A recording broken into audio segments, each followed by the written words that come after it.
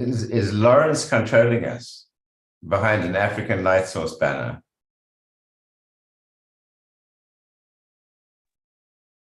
Yes. Oh, I see. Okay.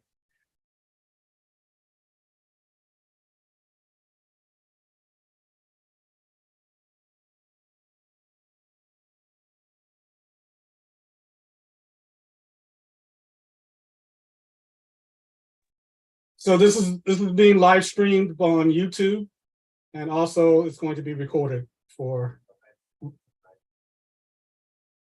That is me. Yeah.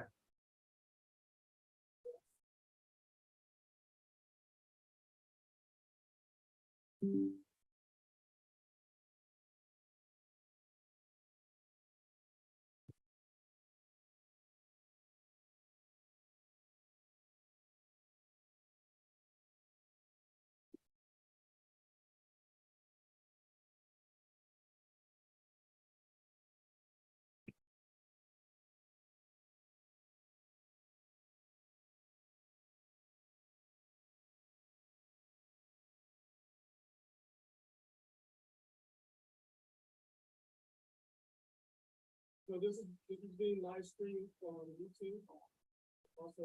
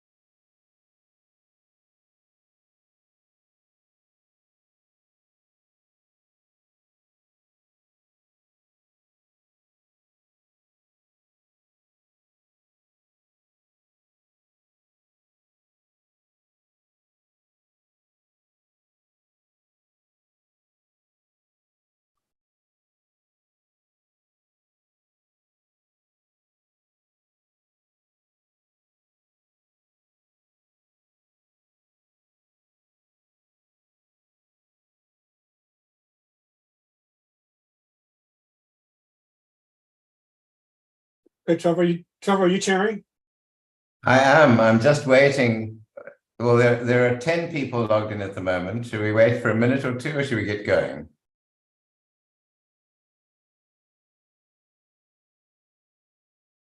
So probably just go ahead and get going.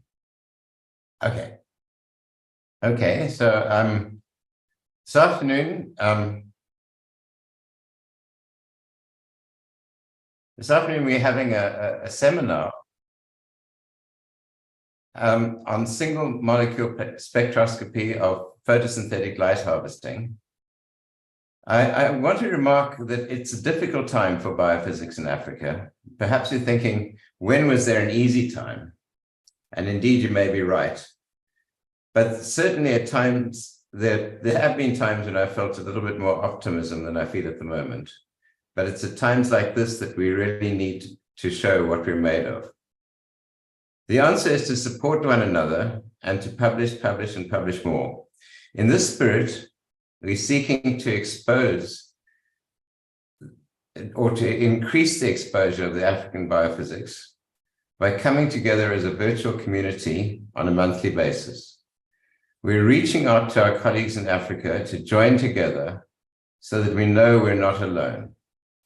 In this respect, we have the support of the South African Institute of Physics that has been steadfast in their support of biophysics and has enabled our small community to punch well above its weight on the international stage and maintain its membership of the International Union of Pure and Applied Biophysics.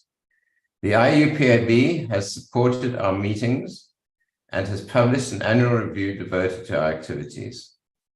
Attendance at their meetings is an essential part of the development of one's development as a biophysicist.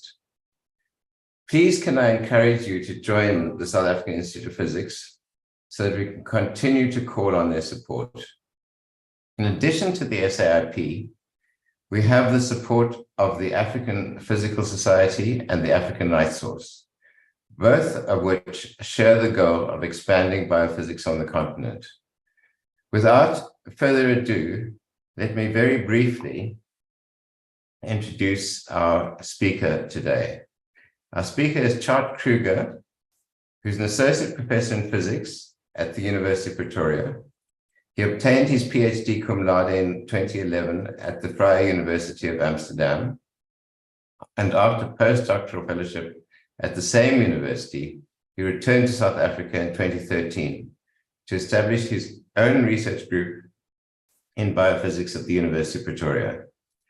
His main research interest is to resolve the molecular details of energy transfer and regulation in the light harvesting pigment protein complexes of photosynthetic organisms. I'm sure you read his review with great enthusiasm, and you're looking forward to what he's going to tell us today about his use of laser spectroscopy and theoretical approaches to understand this very interesting problem. Okay, over to you, Shart. Hey, thank you very much, Trevor, for the introduction.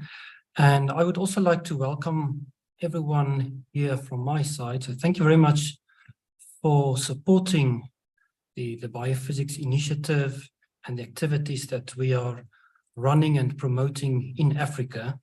And as I mentioned in the email, you yourself are also interested in giving a colloquium, which we are running once a month. And please do let me know.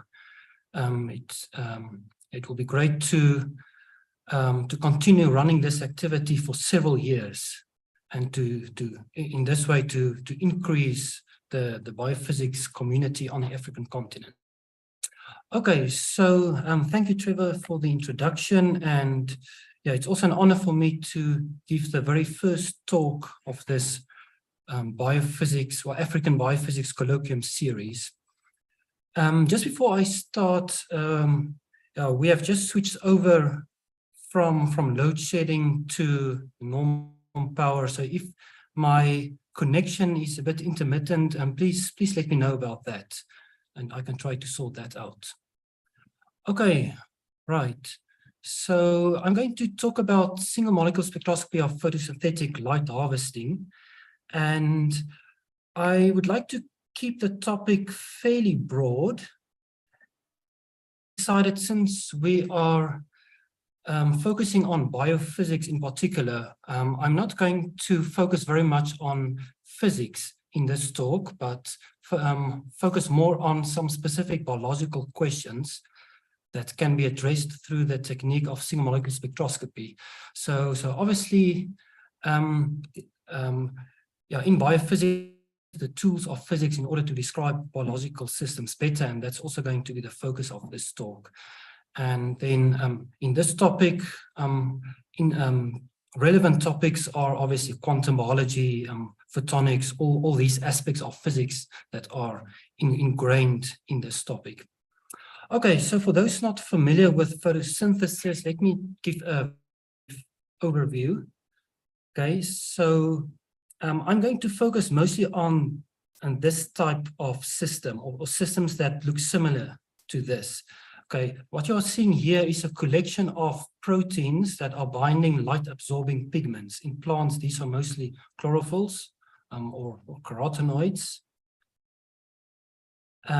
Okay, before I continue, there's a message in the chat that my screen is not visible.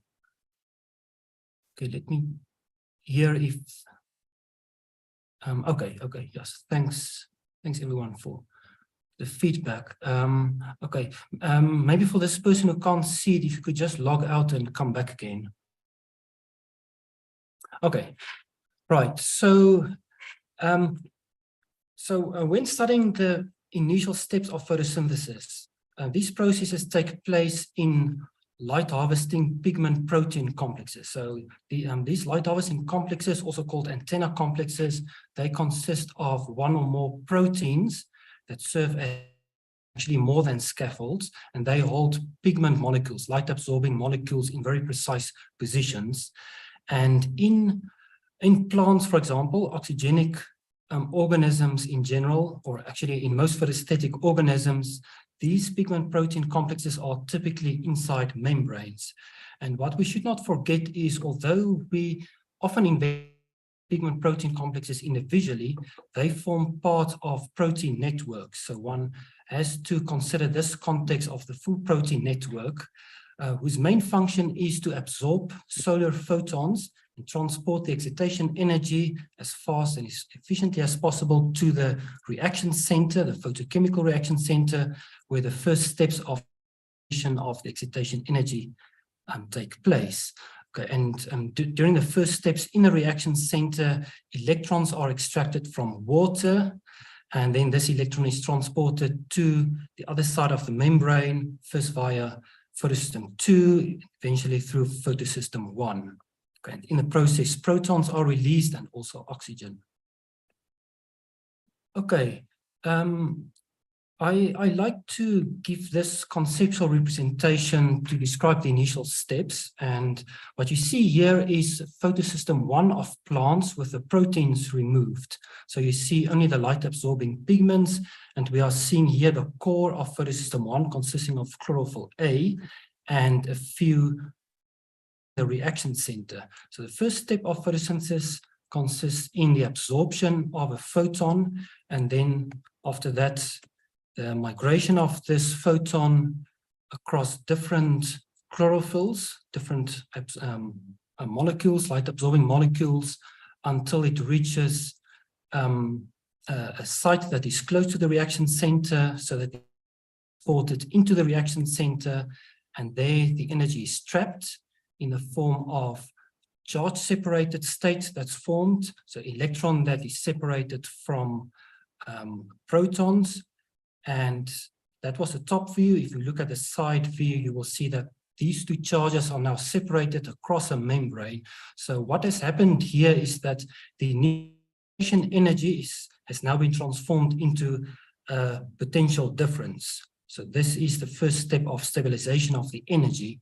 So potential difference across a membrane. And this whole process that I've shown here, from the absorption of the photon until the photon reaches the reaction center, takes place in about 20 minutes. And all these steps can be resolved by means of ultra-fast spectroscopy techniques that allow us to obtain a resolution of femtoseconds. Okay, something else to point out is that the quantum efficiency of this process under favorable conditions is very close to 100%, which means that the energy of absorbed photon is used to drive photosynthesis. Okay, so under favorable conditions, that is when the amount of excitation photons is relatively low, so low light conditions, when the temperature is moderate, no pests and diseases. In that case, photosynthesis worked optimally. So the light harvesting processes, charge separation, and also the storage of energy are optimal. Okay, and one can summarize the chain of events or the step of the energy into a photon that's absorbed, an exciton state or excited state that is formed. Okay, and this is then transformed into an electron gradient and a proton gradient across the membrane. Okay, so we call this condition, in this condition, the two photosystems that work in parallel, photosystem 2 and photosystem 1, they are open. And in photosystem 2, water is used as a source of electrons. So electrons are extracted and they are transported via the electron transport chain to photosystem 1. And during this process of extracting electrons are released in the membrane.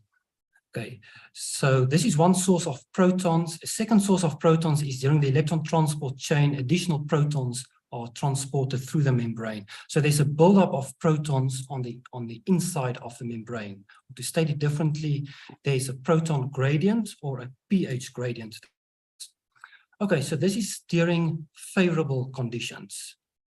Now, when these oxygenic organisms get stressed, and that can happen when there's too much light that falls onto the photosynthetic organism, when the temperature is extreme, too cold or too when there are abiotic or biotic stress conditions, then the organism needs fewer excitations. Or to say differently, there are a lot of times when the excitation rate, the rate by which the excitation energy reaches the reaction center, is greater than the turnover rate of the reaction center, which is determined by the metabolic rate.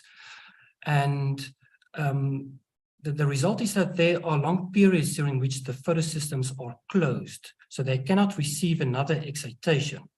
Or actually, to say technically more correctly, it's further on in the process that excitation.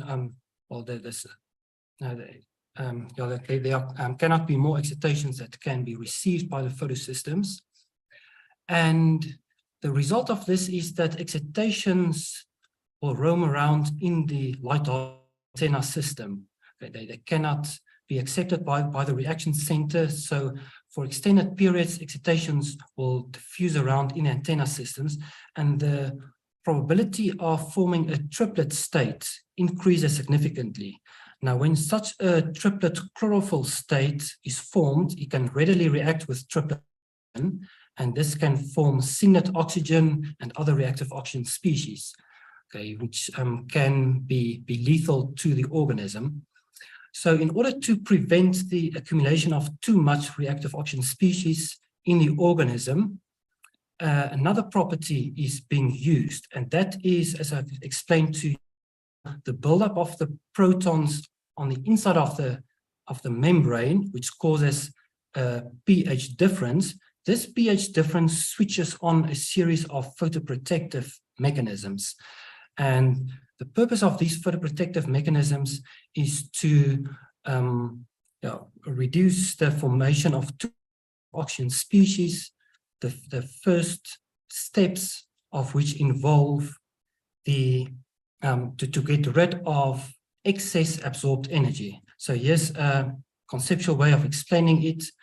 A comparison between the absorbed energy and then the amount of energy that's actually used for this. And the difference between these two is the excess energy that is thermally dissipated by means of non-photochemical quenching. Okay, so this serves as a safety valve under stress conditions. Okay, so this is a broad introduction to some of the processes that are relevant in photosynthesis that I'm in this talk.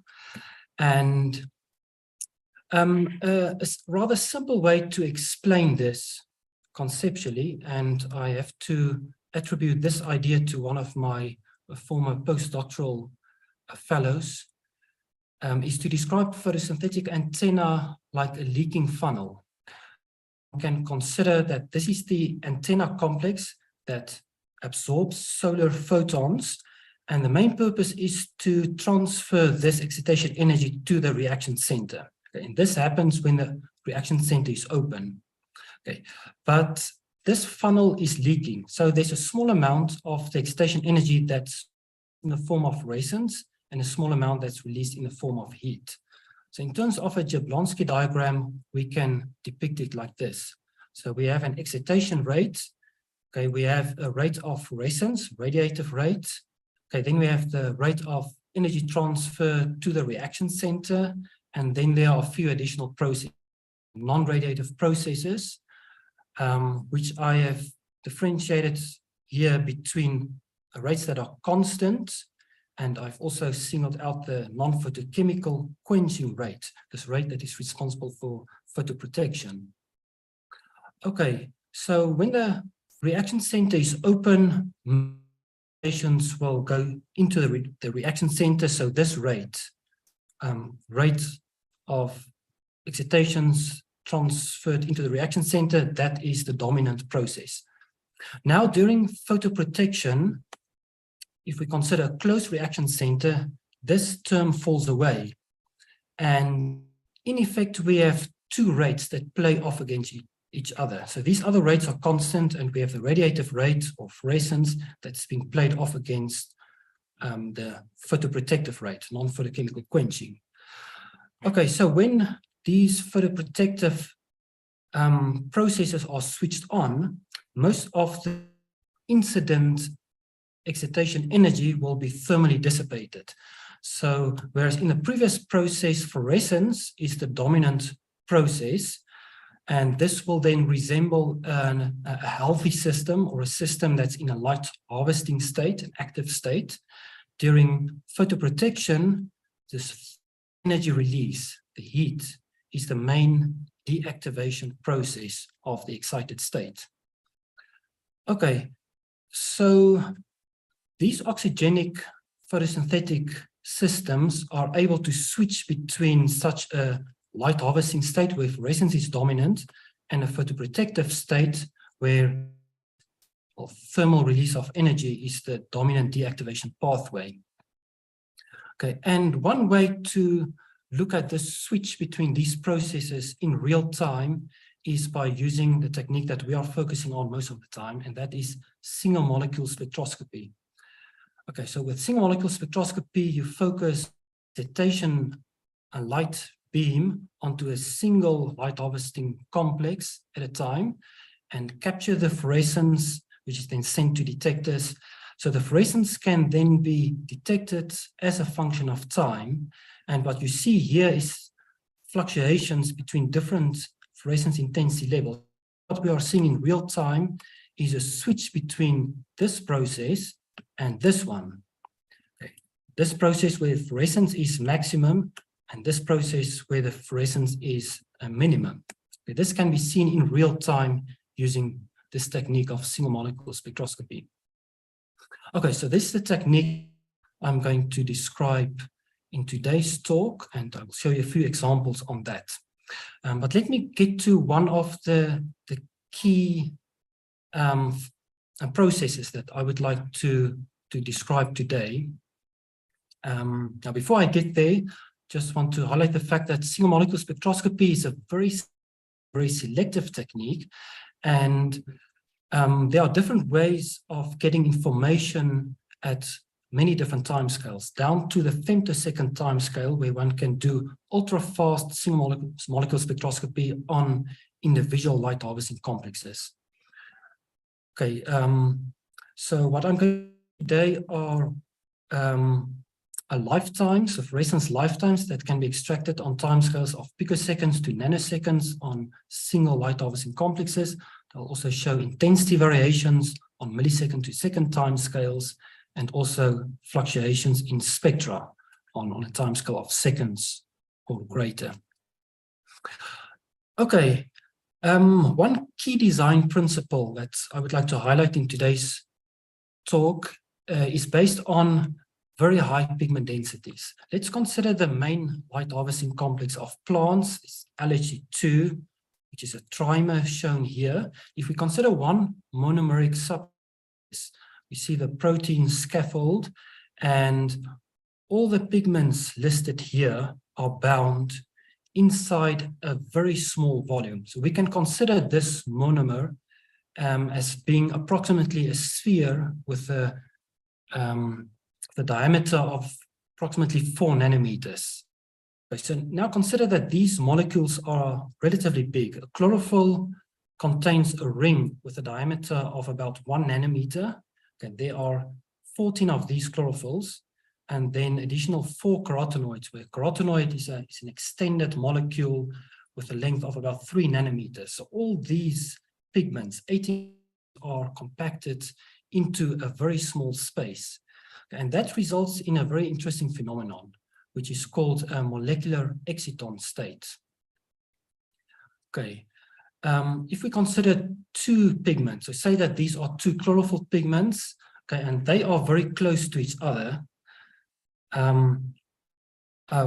what happens is that the electronic excitation is delocalized over both of these molecules.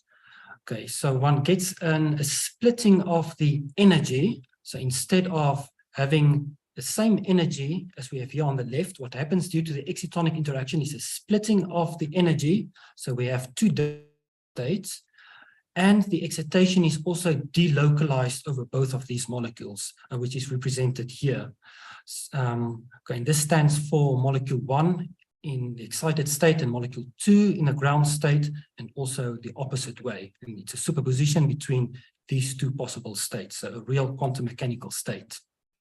These molecular excitons are responsible for a lot of physiological benefits. They enhance the light absorption, and this can be illustrated by looking, for example, at this light harvesting complex. These are actually the pigments from a light harvesting complex from purple bacteria, showing a beautifully symmetric structure of 2 bacterial chlorophyll rings, so one called a B800 ring and another one B850 ring. Okay, so these are identical pigments, but because of the excitonic interactions in the inner ring, exciton splitting is caused, and the difference between a lower exciton state and the upper exciton state is 50 nanometers. So this is quite remarkable. Due to the excitonic interaction, you get this huge energy split between, within the excitation manifold. Okay, and it's clear that this enhances light absorption because of the line broadening. It enhances the absorption cross-section. Absorption cross-section gets bigger spectrally, so a lot more light can be absorbed due to this enhanced light line shift and line broadening. Okay, so this is one benefit, enhanced light absorption.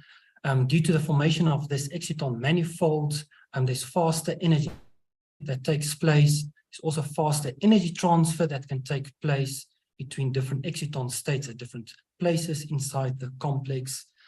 There's less trapping and loss of the energy inside the light harvesting antennas. There's also faster charge separation in the reaction center. So a lot of biological benefits because of the formation of the excitons. Okay, there's also another process that's very interesting that I would like to introduce.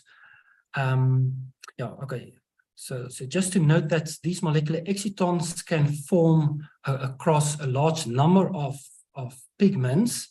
Okay, and also pigments with different energies. They can all couple tonically in order to form a delocalized excitation state. And the typical delocalization length in photostatic light harvesting complexes is 3 to 4 pigments.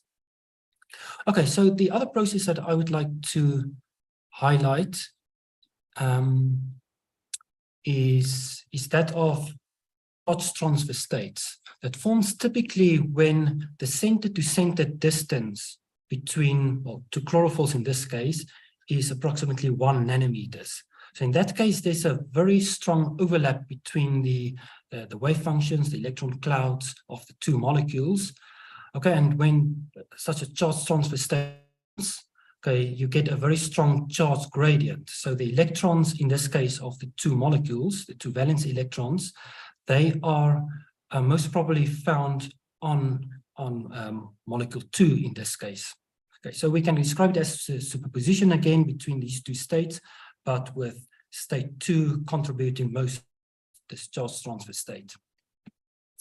Okay, such a charge transfer state, when it's energetically close to an exciton state, it can mix into the exciton state. And that is a very interesting phenomenon. Then one gets a hybrid exciton charge transfer state, which is very sensitive to the local environment. And such a state can enhance a lot of properties, for example, light absorption, photoprotection, basically the full list of physiological advantages that I've shown a few slides back. Okay, mathematically, we can show it like this, that your Hamiltonian, okay, now consists of your exciton state, your transfer state, but then also this mixed state.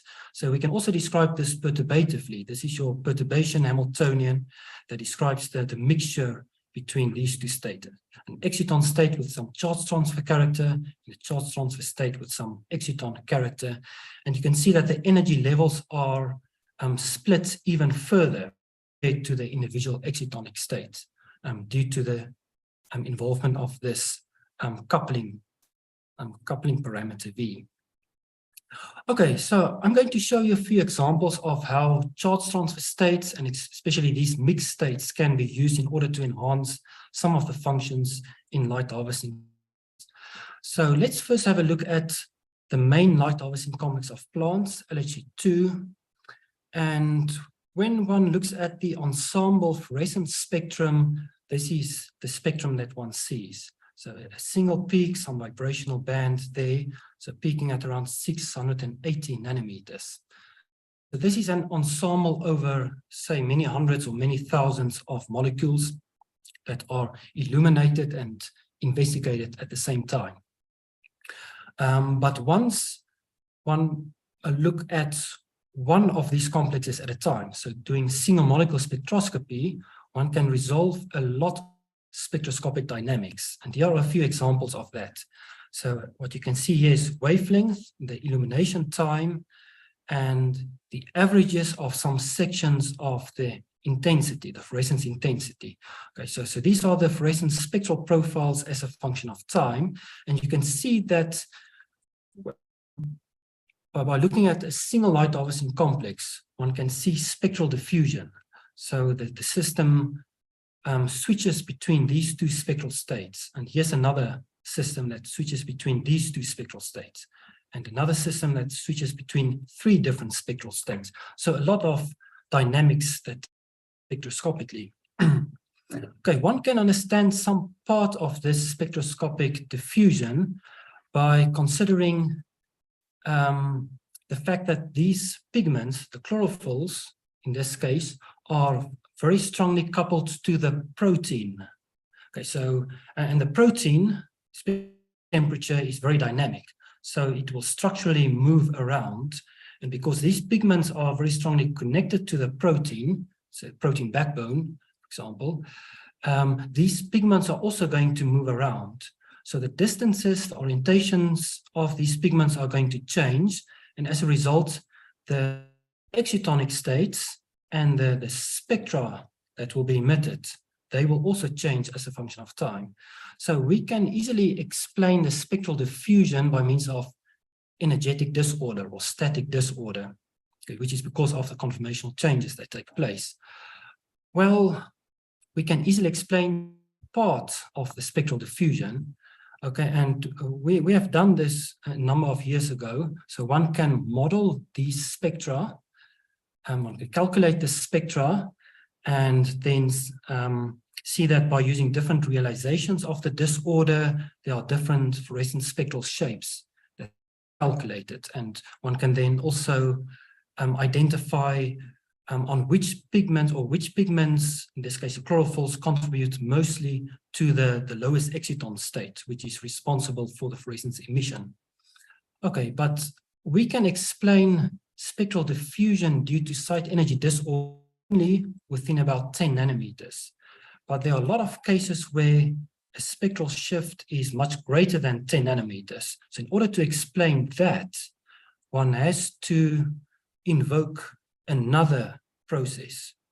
Or there's another spectroscopic process that takes place. And the way we resolved this many years ago was by comparing these, these spectra from light diversity complex 2, which is the main light diversity complex in photosystem 2, by comparing them with the spectra from photosystem 1. Okay, so what you see here is a fluorescence spectrum, an of photosystem 2, okay, and also the solar spectrum in the same wavelength range. Okay, let me now superimpose the absorption spectrum of photosystem 1. Okay, the main difference we see here is that, okay, there's much less chlorophyll B in photosystem 1. There's no chlorophyll B, so only some chlorophylls in some small peripheral units. Okay, so there's a strong reduction in chlorophyll B absorption. And there's also something very interesting here in the near infrared. And now if you compare this green spectrum with spectrum in blue, which is the solar spectrum under a leaf. So that's a spectrum that's transmitted through a leaf. You see that all the blue and the red parts of the solar spectrum are absorbed by this single leaf, but there's still a bit of light remaining in the green, and infrared light remains. Now this band of photosystem 1 in an infrared is responsible for 40% of shade light absorption. So it plays a very important biological role, just this small additional red absorption. Okay, and this red absorption, it has been established that this originates from, here you can again see this band, okay, which originates from this dimer complex. So it's LHCa1 and 4 forming a dimer when one isolates them. So here's the isolated dimer and ensemble spectrum of them. Okay, this red emission, red emission band, originates from very strong coupling between two very specific chlorophyll molecules, a chlorophyll A and a chlorophyll B inside LHCa4, so one of these subunits. And the process that's responsible for the red emission is exciton charge transfer mixing.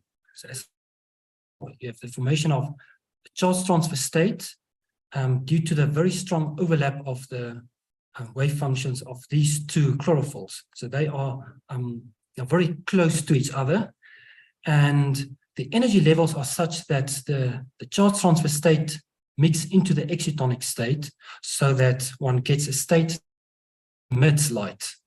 It has a very strong redshift, a Stokes shift, and it's very, very broad, and it's very strongly emissive due to a very high oscillator strength.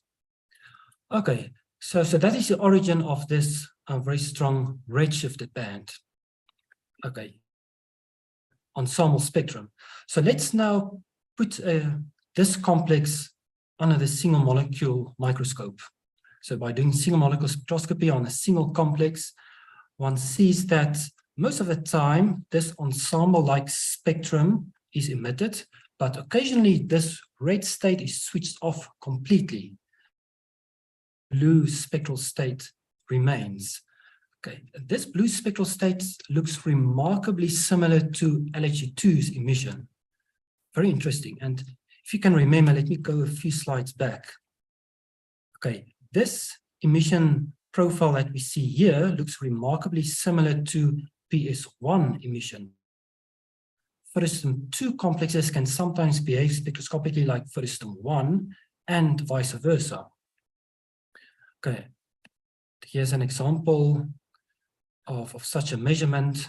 So you can see how the red state is switched off completely, only the blue state remains, and one also sees that the quenching in between. Okay, so what happens here is the red emission originates from charge transfer between these two chlorophylls. Okay, and when these two chlorophyll rings are separated by a mere 0.7 to 0.8 angstrom, this red emission is off completely, because then the charge transfer state does not overlap with the excitonic state anymore. Okay, and yeah, so point mutation experiments have also been done, showing that if you replace the asparagine with a histidine, okay, then this red is switched off completely. And this blue spectrum, that is a spectrum that one gets from photosystem 2 complexes, whereas this red spectrum is a spectrum from photosystem 1 complexes that involves this asparagine. The difference between them is just 0.74 angstrom that switch and off this charge transfer mixing. Okay, so what one can see at the single molecule level is by means of static disorder. The photosystem 2 can sometimes behave like photosystem 1 spectroscopically, because one crosses an energy barrier between two conformational states. Okay, in this conformational state, there's only the blue emission, but when the two chlorophyll rings get close enough together that the charge transfer state overlaps with the excitonic state, this very redshifted emission appears, and this is the photosystem emission. Okay, so by controlling this controlled disorder, by controlling the static disorder, the biological function can be created. So either the function related to photosystem 1, okay, which is states where this red emission is the dominant state, photosystem 2 emission, where the blue state is a dominant emission. But still, static disorder can cross this energy barrier, and one can switch the red emission on and off in both cases. Okay, so this was one example in which some photostatic system uses charge transfer states mixed with excitonic states. I would like to show two examples in the case of phycobilisomes, and then focusing on photoprotective states and how charge transfer states are involved in this case.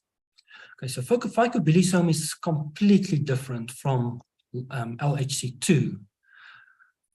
In the case of Synechocystis, which is the organism that we have investigated, phycobilisome is a 6.2 megadalton system. It actually consists of 320 proteins that bind 396 billion molecules. Here's an example of a phycocyanidin, which is, you can see the 4 tetrapyral rings here. So such a billion is basically just a tetrapyral ring, like a chlorophyll ring, that is clipped on one side. Okay, and phycobilisome is also water soluble in contrast to LHC2, which is a membrane protein. Phycobilisome sits here on top of the membrane, absorbing solar photons and transporting the energy to the photosystems.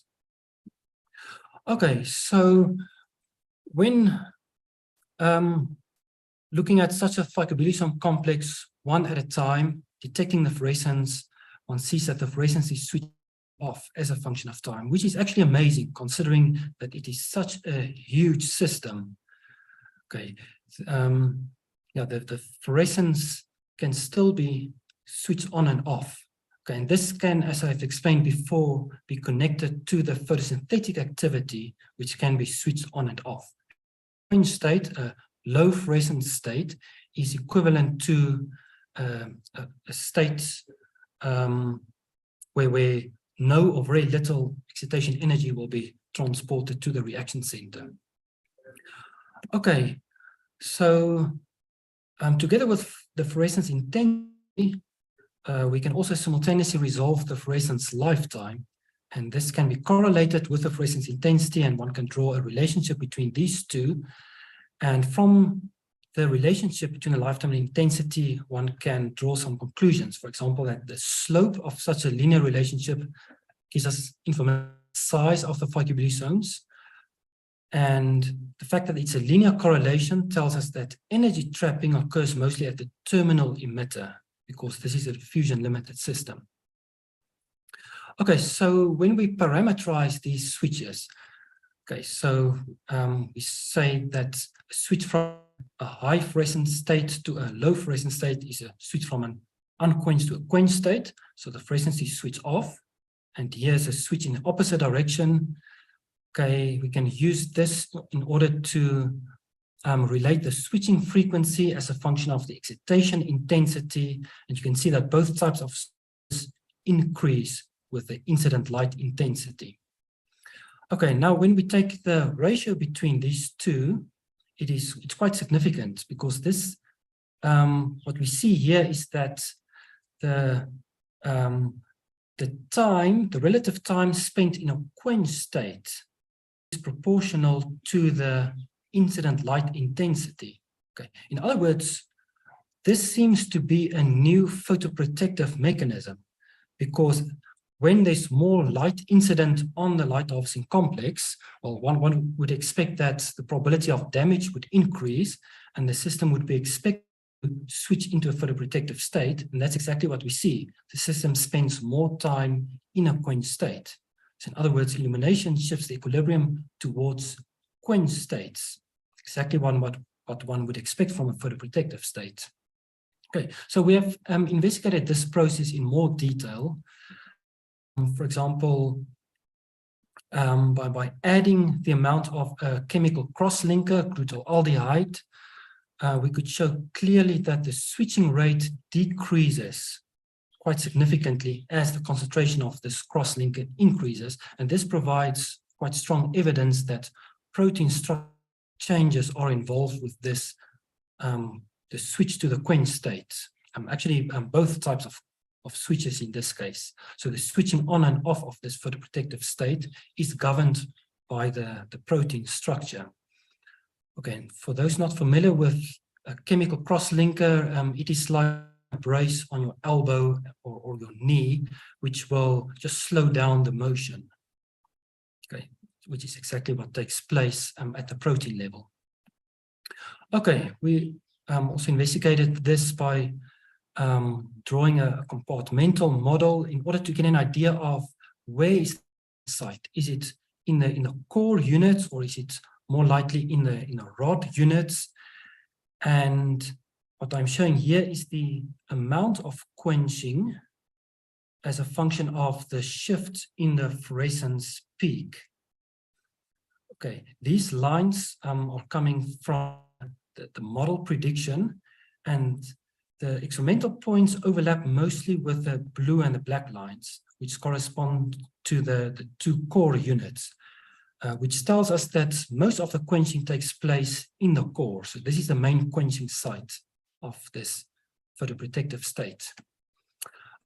The nature of the quencher, so the molecular mechanism that is involved. So very interestingly, when we measured the fluorescence spectrum, together with the fluorescence intensity and the lifetime, and what is plotted here is the peak position of the fluorescence, occasionally a red shifted state will appear. So red emission will switch on and off. So here's a typical spectrum of that.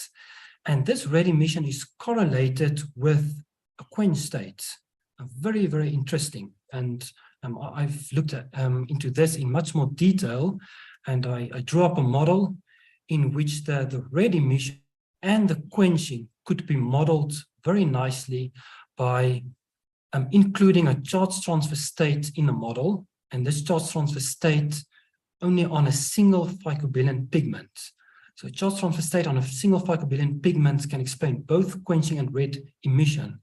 Okay, so it's very likely this new quenching state involves, again, a charge transfer state, showing again the significance of charge transfer states in photoprotection in photosynthesis. Okay, and we've done more studies, for example, Stark spectroscopy, in order to get more evidence of this. Okay, to explain this slide, but this is just to show you that when one considers a single red pigment or a phycobilin pigment that includes a charge transfer state that is mixed with the S1 energy level, one can very nicely explain the formation of the quench state and the redshifted. Okay, so to summarize this part, we've been able to identify a new photoprotective mechanism, so a new way used by nature to control light harvesting.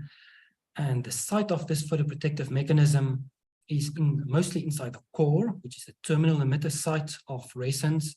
And the mechanism follows. So light, solar light, will induce a protein conformational change, which will result in a pigment configurational change, which will then form a charge transfer state that will mix into an excited state. And that will be the origin of the quenching, also some red emission. That okay, I would like, if I have not run out of time, I would like to briefly speak about another mechanism in phycobilisome that also involves charge transfer states. Okay, and this involves the orange carotenoid, very small protein compared to the big phycobilisome. And this is a blue light active protein, a photoactive protein.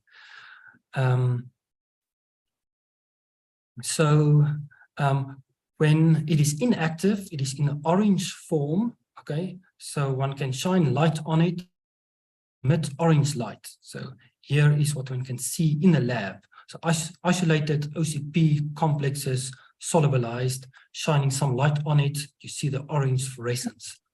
But when you activate this protein, OCP, by using blue light, it switches, it makes a conformational switch. The carotenoid there inside also makes a configurational switch. Okay, and this protein switches to the red form, which is the active form, and one can then see this red emission when one shines light on it. The significance of this is that in the photoactive red form, and this is again a slides that I got from a former postdoc in a group, when one photoactivates OCP by shining blue light on it, and it interacts with phycobilisome, it binds to the core of phycobilisome, and it serves as the main photoprotective mechanism. Okay, so here state, or the fluorescence from an unquenched phycobilisome in red, and when OCP binds to the core, it switches off most of the fluorescence. Okay, and again, in an isolated system, this represents a quench state, a state where very little of the excitation energy will be transported to the reaction centers, the photoprotective state. Okay, so this is at the bulk level, how one can see the spectra. Now, what happens at the single molecule level? Okay, this is what we did. We mixed phycobilisome with OCP, okay, and looked at the interaction between a single phycobilisome and a single photoactive complex. Okay, so by illuminating OCP with blue light, we could switch it from the inactive orange form to the active red form, and this allowed the OCP to bind to the core of phycobilisome and to switch off the fluorescence. So here you can see the unquenched, then phycobilisome gets quenched by means of energy transfer to OCP and then thermal dissipation of that excitation energy. Okay, so this is the case of wild type OCP, which has a very high binding affinity. So it takes a very long time for this OCP to detach from phycobilisome. Normally another protein is needed in order to detach OCP in order to restore the photosynthetic activity. But now we used a mutant with a low binding affinity, a mutant of OCP that has a low binding affinity, and now doing the same, shining blue light on OCP, allowing it to bind to a single phycobilisome, and then detecting the fluorescence intensity of the single phycobilisome as the single OCP bound to it. We could see that the fluorescence switched off, and then after some time, it switched on again. So we could see the switching off and on of this main photoprotective mechanism inside at the single molecule level. Okay, what is very interesting here is when one zooms in, one can identify two intermediate states there.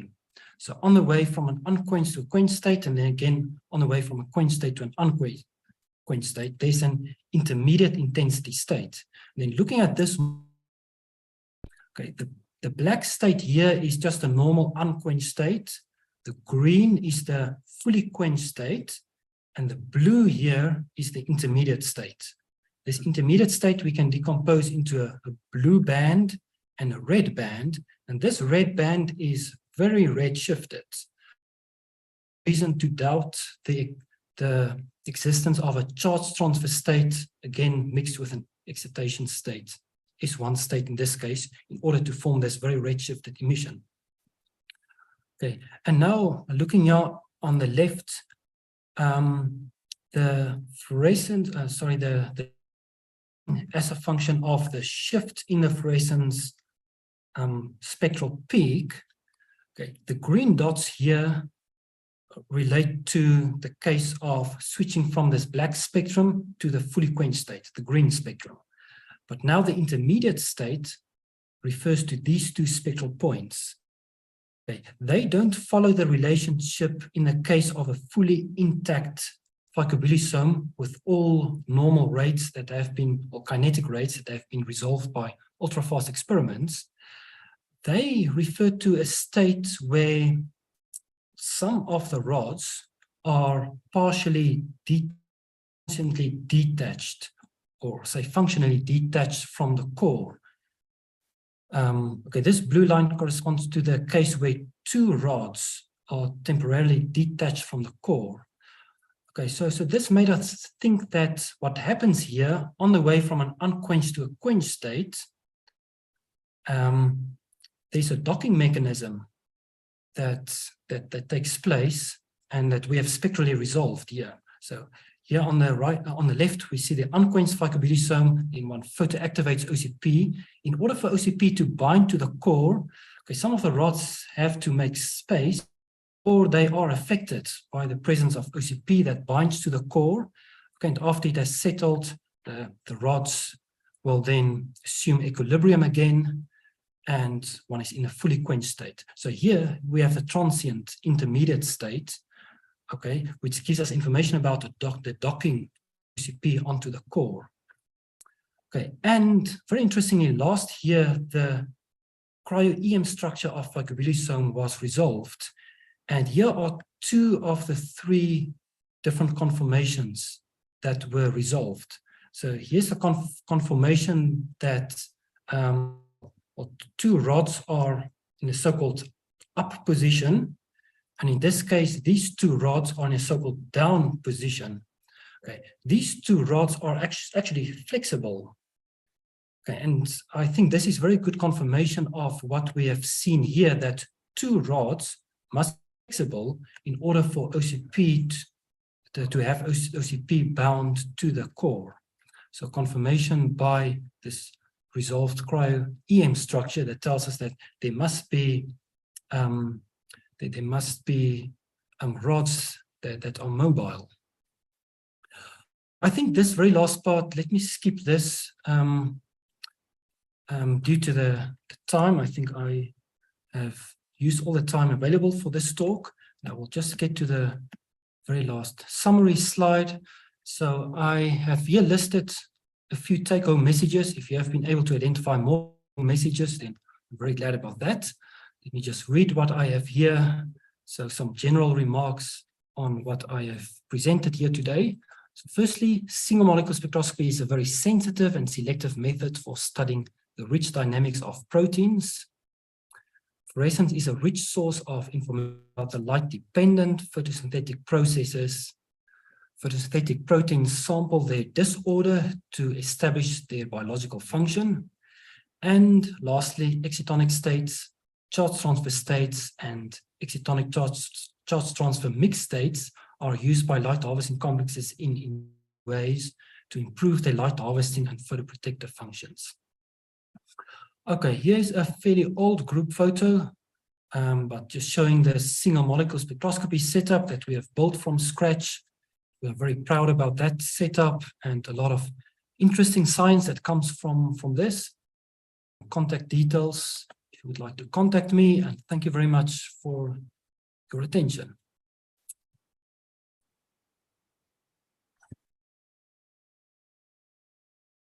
Thank you very much, Chart.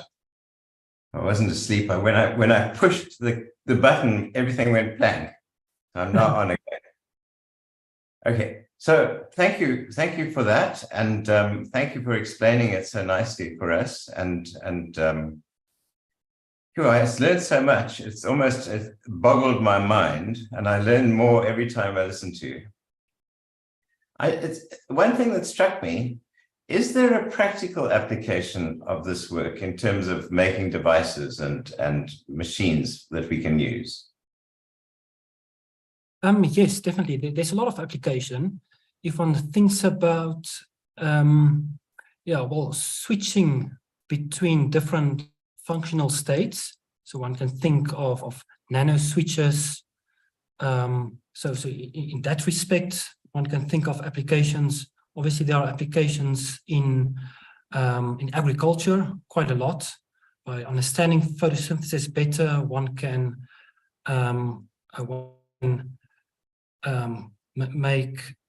genetically create some crops that can withstand, for example, drought conditions, or that can increase the photosynthetic efficiency. There's a lot of design principles that can be for in the context of solar cells. Biosolar cells is another very interesting topic, where some aspects, or say some units of biological systems are integrated with semiconductors, even some metallic nanoparticles, in order to create hybrid systems. So yeah, there's a lot of active science in many different ways in which this the science can be used very fruitfully. That's very interesting. So we could have biological power stations. Example I often use, maybe in the future we can grow grass on our roofs, and then we can extract or tap into some of the energy.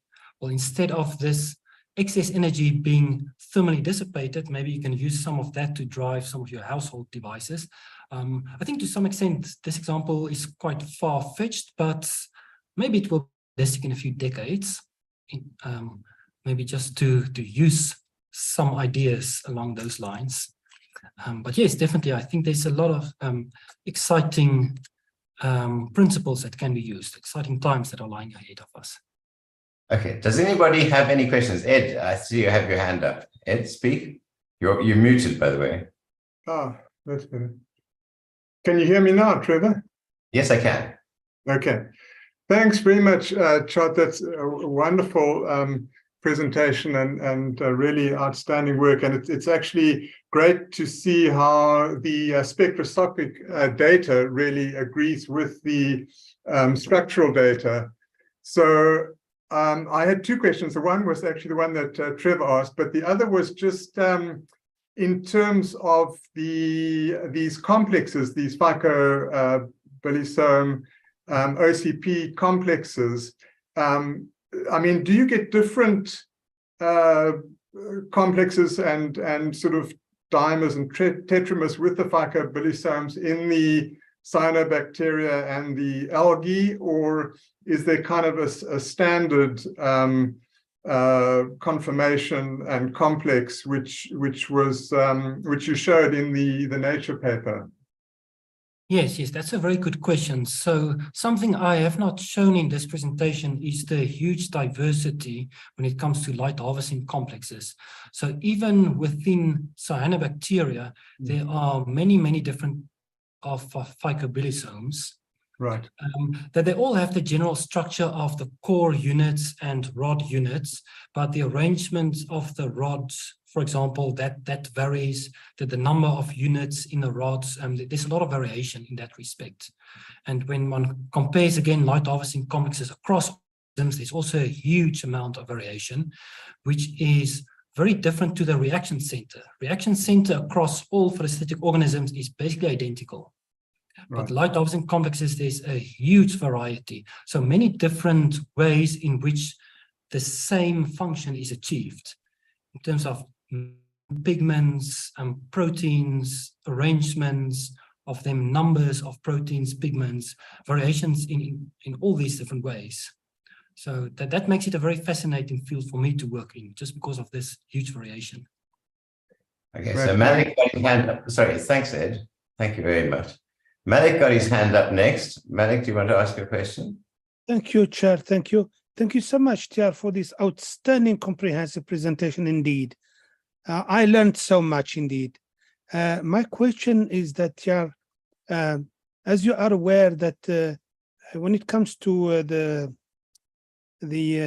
malaria, it is established that the mosquito attacks the heme, and the iron, how can I say, we are not sure about the mechanism of it, but the iron switches from Fe2 plus to Fe3 plus.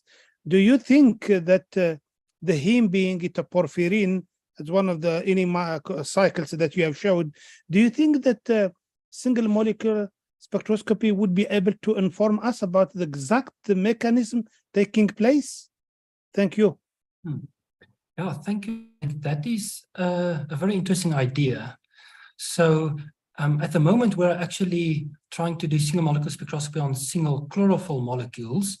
And one just has to take care of a bottleneck state, in this case, a very long triplet state, but that is a very, very easy one. It just uses a triplet quencher. And by using that, there's enough fluorescence in order to do single molecule spectroscopy on single chlorophylls. So when one can do it on a single chlorophyll, I see no reason why we cannot do it on single hemes. So that's a very interesting idea. I think we should definitely speak about that. Although I see here a message in the chat that hemes are not fluorescing. I think the fluorescence quantum yield is probably very low. I will have to look into that. Maybe we can enhance the fluorescence by means of metallic nanoparticles, so enhance fluorescence, if there is any fluorescence. But let me have a look into that and I'll get back to you, Malik. Thanks for that idea. Thank you so much. Very kind. Sylvia, you're the next one. You put up your hand next.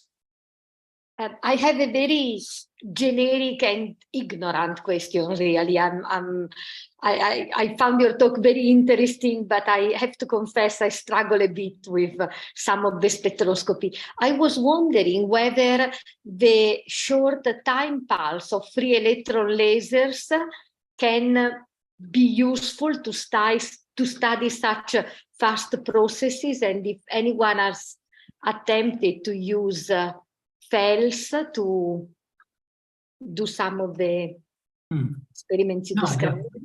Yeah, thank you for that question. I've seen a few publications on that. I have not really followed that field of the free electron lasers, but I know that there's a lot of interesting results that have been published, and I'm sure that there's a lot more that can be done in that field.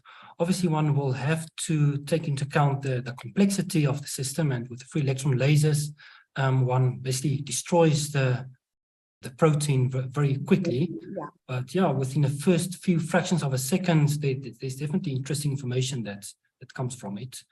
So if you are interested, I could send you some references on that.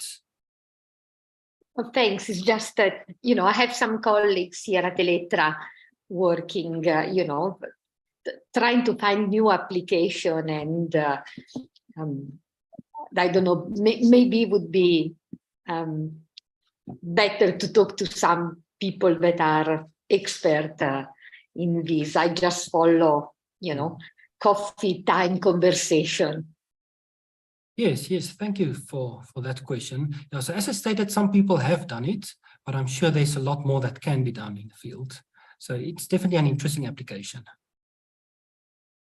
I see that there's a comment from Michelle Guzdala in the comments, if anybody has a look, concerning EPR being used to study heme binding proteins.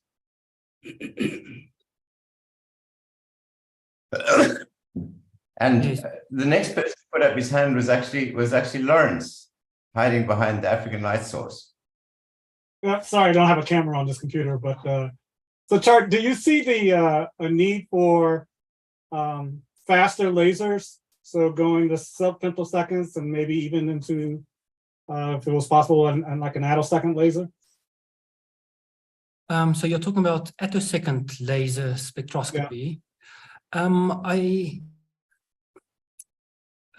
my opinion, from what I've seen, is that attosecond laser spectroscopy is very interesting when it comes to addressing questions in physics, because one can get information about the electron oscillations, especially. There are obviously some biological applications. I can't recall really seeing a lot that has been done in this field of photosynthetic light harvesting. It's obviously very challenging in this field. But yeah, as you know, a lot of information that we have on the energy transport, electron transport mechanisms have been resolved from femtosecond transient absorption and fluorescence measurements. And yeah, there's more that can be done by using just femtosecond lasers, and there's definitely a need in Africa, I would say, to invest in femtosecond lasers. I can just tell from first-hand experience that it is difficult for me to get access to a stable femtosecond laser that can allow us to use to do femtosecond laser experiments. And these lasers are not cheap. One talks about 2 to 3 million South African rands. Attosecond lasers are much more expensive. Yeah, I think maybe we should first develop femtosecond laser science in Africa before we go into the attosecond regime. And that is just my opinion. Paul, you had your hand up next. Yeah. Thanks, Trevor. Thanks, George, for a very good presentation. I listened to your presentation, but what got me wondering was when you talked about the data from the docking experiment. I just want to ask, what role does orientation, if any, of these photosystems or these complexes has to play, and looking at the what do you call it, the length or wavelength? I think you talked about 10 nanometers. So what role do they play when you acquire this data? And closely related to that is single molecule spectroscopy, is it an upgrade of FRET? Because it looks to me as if some of the data looks very similar to what you get in FRET. Thank you. Yes, thank you, Paul, for two very good questions. So to address the first one, obviously in spectroscopy, orientation of a molecule plays a very important role. In the case of these light harvesting complexes, they bind a large number of pigments in more or less, one can say, random orientations. So for most of these systems, there is not much of an orientational difference. But a lot of polarization dependent experiments have been done. So there is some orientation dependence when it comes to the spectroscopy results. When it comes to the docking mechanism, if that was your question for that context, then obviously OCP will bind one very specific way to the core of phycobilisome. So there the orientation will play a very important role. And while the orientation of the complexes in, for example, a photosystem, so the full network of the proteins, there all the complexes are situated in very exact orientation. So that is very important. Coming to your second question, single molecule FRET is indeed a very powerful technique, and that is one component of the arsenal of single molecule spectroscopy techniques. So that is something that we have not really done ourselves, but something that we can do in principle on our single molecule setup. So yeah, if you have some ideas on single molecule FRET, then please drop me an email and we can definitely discuss that. All right. Okay. Thanks. Well, I think, Lawrence has put up his hand again. Lawrence, do you want to speak again? I put my question in the chat. I mean, I think we are probably over time a little bit, so I can save my question for next time. Okay. Okay. Well, thank you very much to everybody for coming, and thank you, Chart, for giving such a superb presentation that was really, really interesting. And I hope that in a month's time, we can convene again. I'm very impressed with the number of people that came, and I really do think that it's important that we continue in this kind of series. And by the way, there's just as many people watching the live stream on the YouTube. So we do that on the day of. So people who don't want to register or whatever, for whatever sets of reasons. Okay. Thank you very much. Thank you for everybody for coming. Yeah, thank you very much. Okay. Thanks, everybody. Yes, thank you very much, everybody. I'm looking forward to the continuation of this series. Thank you, everyone. Take care. Thanks very much. Okay.